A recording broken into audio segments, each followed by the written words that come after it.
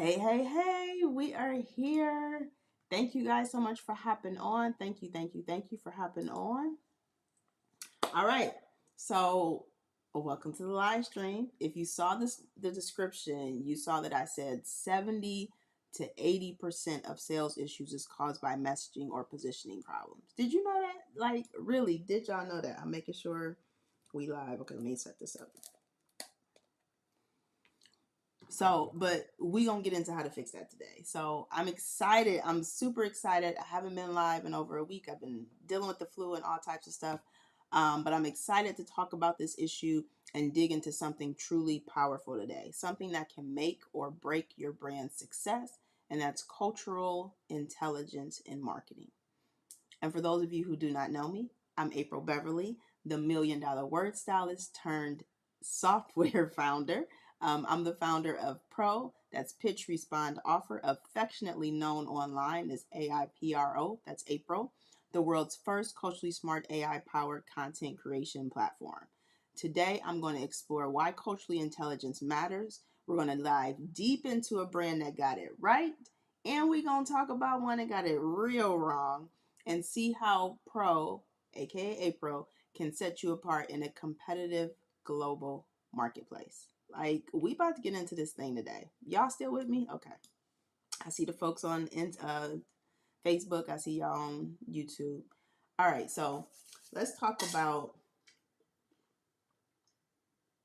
why being culturally smart. And I'll keep looking off to the side, guys. So I want to look at my phone to make sure we're good on YouTube. Hopefully, everybody can hear me. So let's talk about why culturally smart content matters. So the global marketplace is more connected than ever. We seen what happened with, what happened on Tuesday, right? I'm not even going to say the word. I'm not even going to say what happened, but we all know what happened. Diversity is people are connected in more ways than we can even imagine now. So your brand isn't just talking to one group of people in one place. You're reaching customers across different countries, cultures, and experiences. Experiences is key, right? And while that's a great opportunity, it also means that a one size fits all approach to content creation just doesn't work anymore. Like, you're global, you're getting clients in Dubai, you're getting clients in Turks and Caicos, the Caribbean, all these different places, including the US, but your language is still very one sided and narrow, right? Cultural intelligence is about understanding the values, beliefs, and preferences of different groups of people and using that understanding to connect with them in a genuine, real way. Like, we're going to keep it real over here, we're going to keep it real across the seas and in different countries, right? But then your question is probably like, well, how do I even do that if I don't understand those audiences? We're going to talk about that shortly, right? But I want to say that brands can do this successfully by building loyal relationships and gaining trust with their people, not in their with their people in their home base, but also in the different areas. Now, when you don't understand the cultural nuances of all the folks who you're talking to, you risk alienating your audience or worse, even offending them. And we've seen global brands that have gotten this wrong. So let's talk about one that got it right, and then we'll come in on the other side of one that got it wrong. So let's talk about a brand that got it right. That's Nike. Nike got this thing on point, right? So Nike has consistently shown its cultural intelligence through campaigns like the Remember the Dream Crazy ad with Colin Kaepernick. Like, that went bananas, right? But by aligning social justice with their ad campaign, Nike was able to resonate with a diverse, socially conscious audience. Now, they are under new management, and so they haven't been doing enough of that here lately.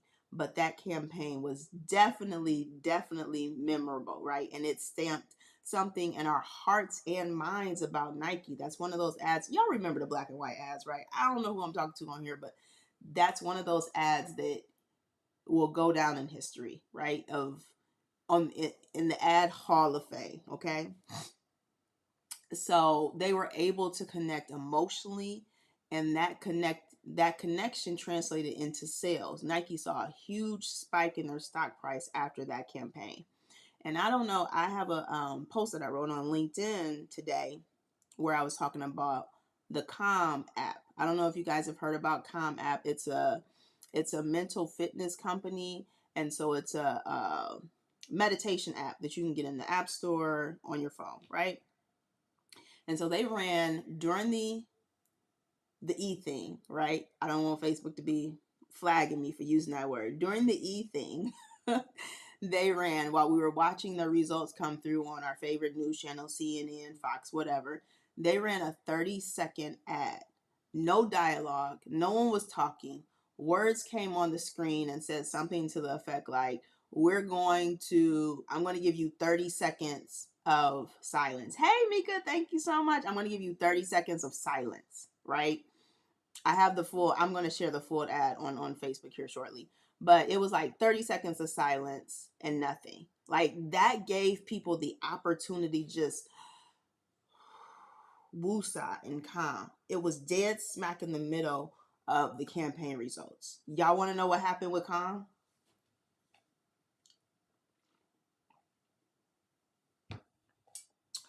When I tell you, jumped. Calm jumped over 100 spots in the App Store. That thing went crazy. It went crazy because they prioritized humanity. They didn't pick a side. It was a nonpartisan ad, but they prioritized humanity. They knew people on both sides were holding their breath, going through it. It was a very stressful situation as we watched those electoral votes go to one side and the other. And they were just like, I'm going to give y'all this chance just to woosah. And the attention to their app, they went up 100 spots in the App Store. That's massive, y'all. Seriously, do you know how many apps is in the App Store? They jumped 100 spots. Like, that's crazy. Okay, I'm geeking out right now. Y'all don't understand how much I'm geeking out, but that's okay. So those are two brands that got it right, Nike and Calm. Okay, so now let's talk about a company that did not get it so right when it comes to cultural intelligence, and that would be our friends over at Pepsi. I might be dating myself here, but does anybody remember the infamous Kendall Jenner Pepsi ad? Ooh, Jesus. Pepsi tried to capitalize on the social justice movement. It was definitely before the Nike ad, somewhere around in that space, but we were really into social justice. There was something going on in the US, in the world, that was like, we really need to dial into this, okay? The problem was it came off very insensitive, right? And it trivialized real struggles. They didn't have a culturally smart consultant in the room who said, this is the ad. They were just like, run it. She's in it. Everyone's going to love it. And we hated it. The backlash was bananas, and the ad was pulled almost immediately. Now, this is a perfect example of what happens when a brand lacks cultural intelligence. It hurts not only their image, but also their relationship with their customers, right? And so let's take a look at how AI can help you with this. So I want to show you exactly how my culturally smart tool, April, can help you avoid these missteps and create content that truly connects with your audience. So we're going to do a quick demo. I want to make sure everybody's live on YouTube and we still here on Facebook. So we're going to do a quick demo to show you exactly what this looks like. So let me change my screen. All right, you guys should now see my screen. I'm gonna wait for it to turn on YouTube. There's a slight delay and then I'll get started.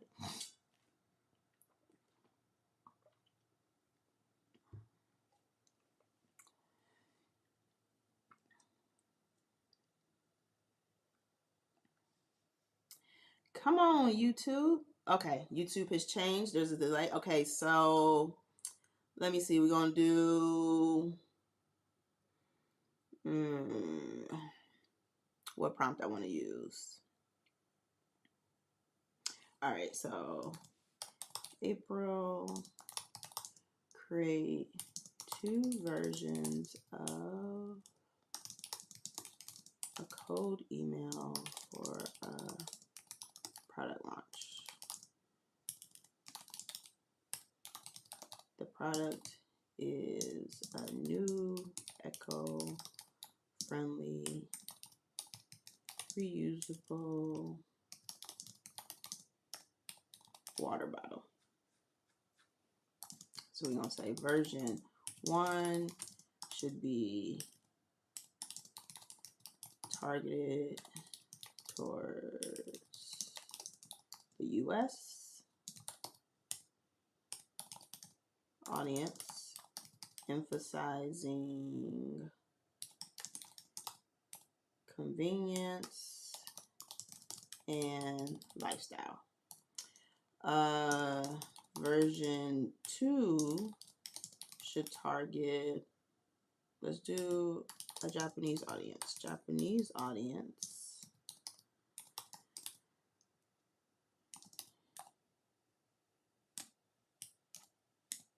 Emphasizing environmental benefits and respect for nature. All right. Hey, Candace, what's going on? All right. So that's our prompt. April, create 2 versions of a code email for a product launch. The product is a new eco-friendly reusable water bottle. Version 1 should be targeted towards the US audience, emphasizing convenience and lifestyle. Version 2 should target a Japanese audience, emphasizing environmental benefits and respect for nature. Let's see. And again, we're testing out the cultural intelligence of April, so you can see how this works for different audiences and what these companies should do to incorporate corporate and cultural intelligence into their content. Okay, so April is cooking right now.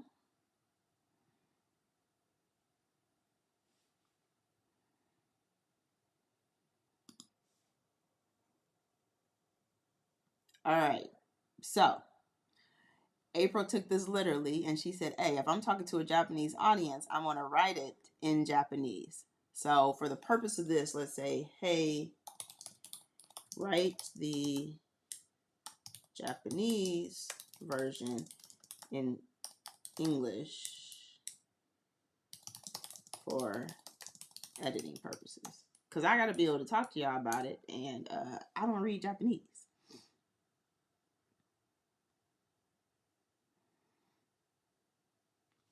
All right, so let's look at the difference. So we come up here. This is the US version. Hey there, imagine sipping your favorite chilled beverage on a hot summer day from a sleek, stylish water bottle that's as good for the planet as it is for your lifestyle. That's exactly what our new eco-friendly reusable water bottle offers.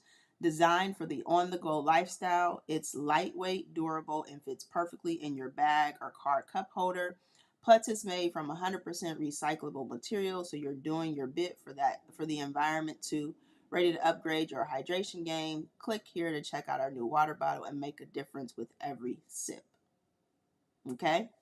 Now, I want you to see for the US audience how April uses a more casual, conversational tone, incorporating more laid back language that's familiar and relatable to an American audience, right? Did y'all catch that?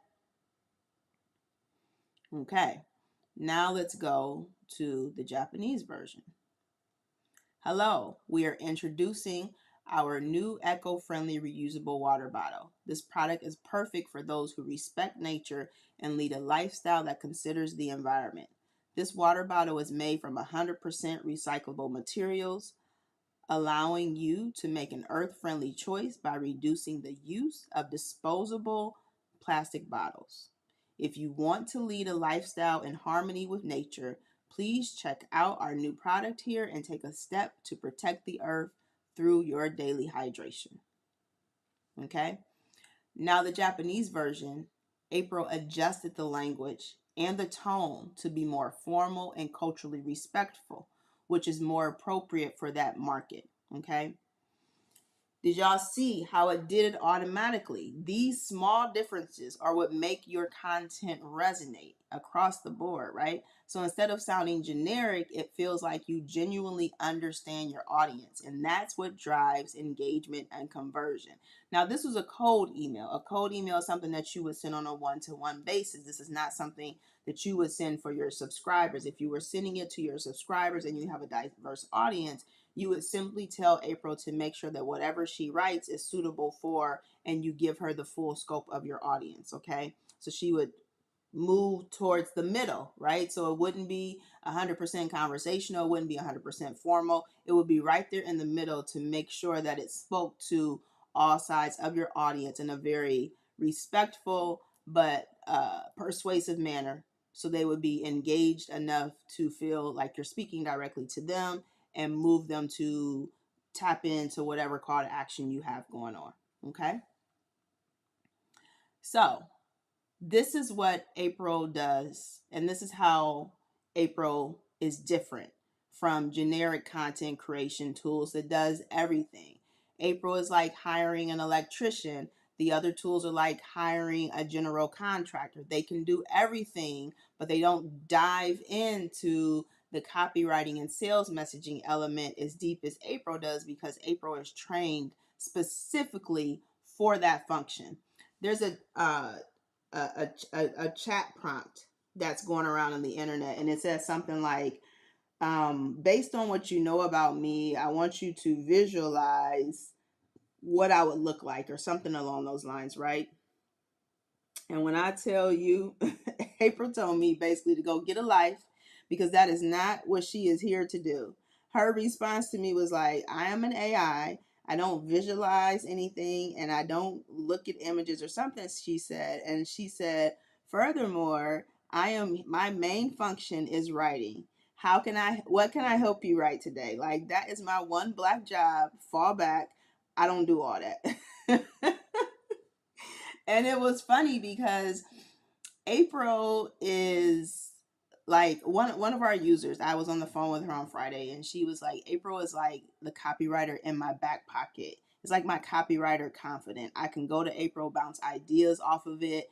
It can review my language, critique my language, give me some lead ins, give me some content, so I don't feel like I'm battling it with the blank page. And that's what April does well. April is a sales and marketing content writer, right? So she's going to hook you up when it comes to those things. She can also write essays and things of that nature, but her function is writing. She's not going to be your therapist.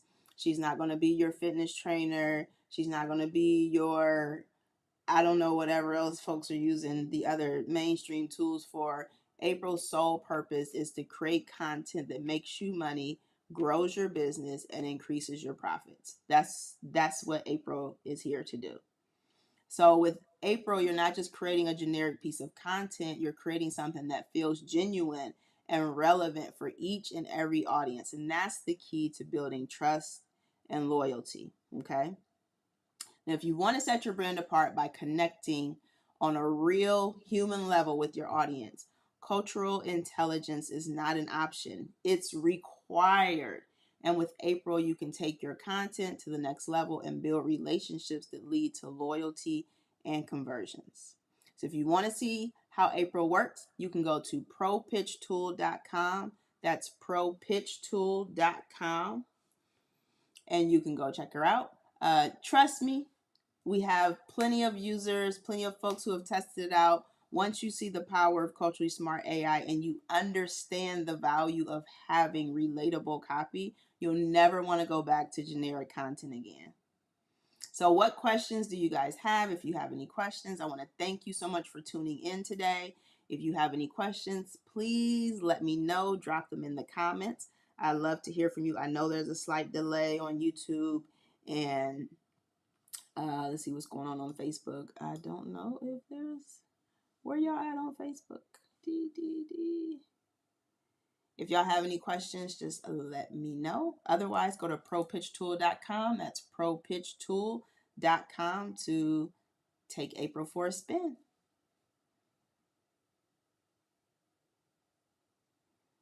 All right, y'all. I'll be in the comments if you guys catch the replay or you come back and you have any questions, and we'll go from there. All right. Bye, everybody.